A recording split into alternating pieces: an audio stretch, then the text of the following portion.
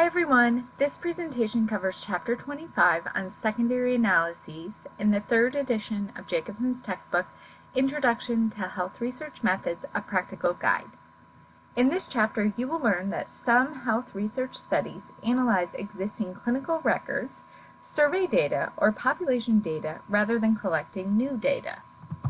Here's an outline of the chapter. Section 25.1 covers an overview of secondary analysis. Section 25.2 covers accessing secondary data. Section 25.3 covers publicly available data sets. Section 25.4 covers private data sets.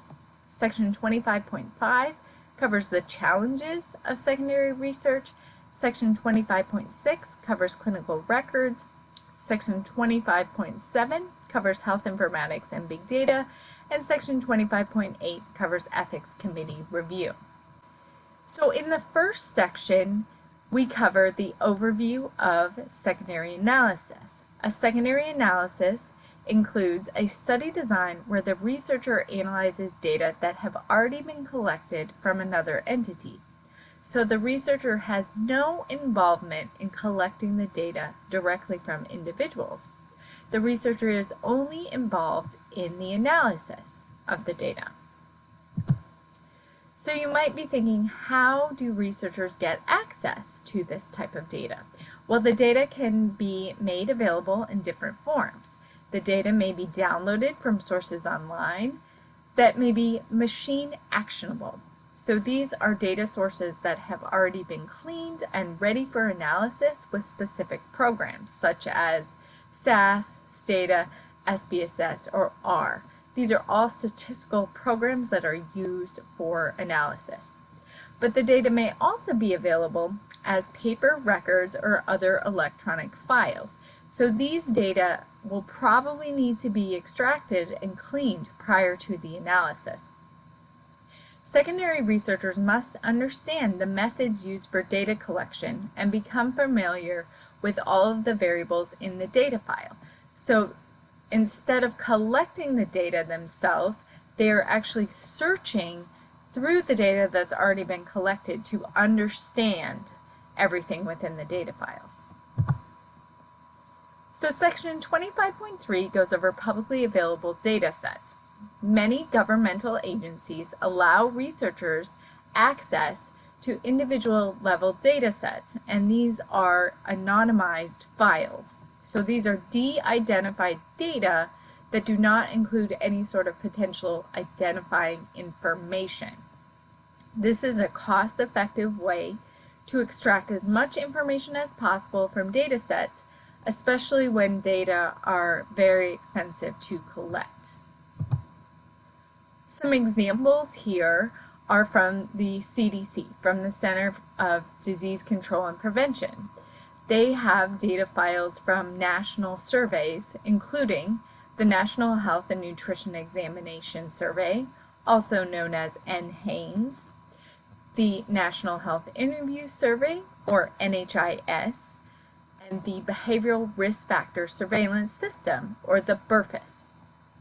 Now, there are also other examples of secondary data sources, such as the Medical Expenditure Panel Survey, or MEPS. This is funded through the Agency for Healthcare Research and Quality, the Health Information National Trends Survey, or the HINS, which is funded through the National Cancer Institute, and the American Community Survey, or the ACS, which is funded through the U.S. Census.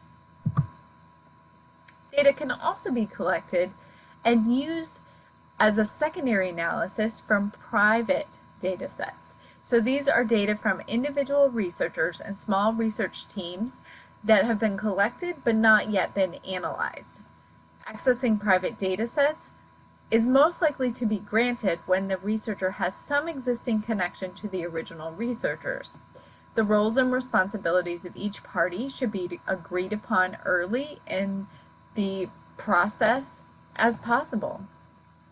And really, ethical approval is still needed in these types of situations, particularly since these private data sets may include some sort of identifying information. And so there are many challenges to conducting secondary research. The first one is that data are limited to the topics and specific questions included in the original survey or clinical records. So researchers must trust that the data were collected using valid methods, and finding someone who can answer questions about methodology may be difficult. Also, because these data may be accessible to everyone, there is a risk of duplicating secondary research that someone else is doing at the same time. Section 25.6 goes over clinical records. Clinician researchers can often apply to gain access to patient records for research purposes. So they have access to these records already for their clinical care, but then they also have to get approval to access them for an actual research project. They cannot just go into, say, an electronic medical record and conduct a research study looking at everyone's identifiable information without receiving approval first. So evidence of successfully completing both research ethics training and specific instruction about patient privacy laws and policies is critical. Researchers may be required to pay for the time it takes for a database to be extracted. And a limitation to this is that patient records are often incomplete. So it may be that the provider did not include all of the information in the patient record that actually went on in the clinical encounter. So there may be some information bias that may occur with missing responses. Section 25.7 goes over some different terminology on health informatics and big data. So what is health informatics? Health informatics applies advanced techniques from information science and computer science to the compilation and analysis of health data. Big data includes the analysis of data sets that are so large and complex that they require access to powerful hardware and special statistical software applications. Data mining is the process of examining big data sets to identify patterns and develop new knowledge. And so, like any research study, ethics committee review is needed to be considered for secondary research.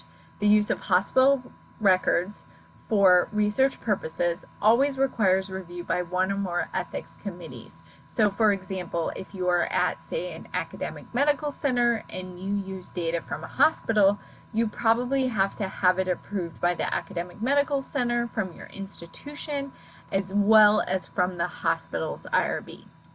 The ethical committee approval is usually not required if the data were collected after approval by a trusted organization's research ethics committee. The data set contains no individually identifying information, and if the data are publicly available. So typically if you collect the data online from, say, one of those CDC website sources, you probably will not have to have ethics committee review because the data are publicly available and completely de-identified. Okay, so that is it on Chapter 25 on secondary analysis. Thank you for listening.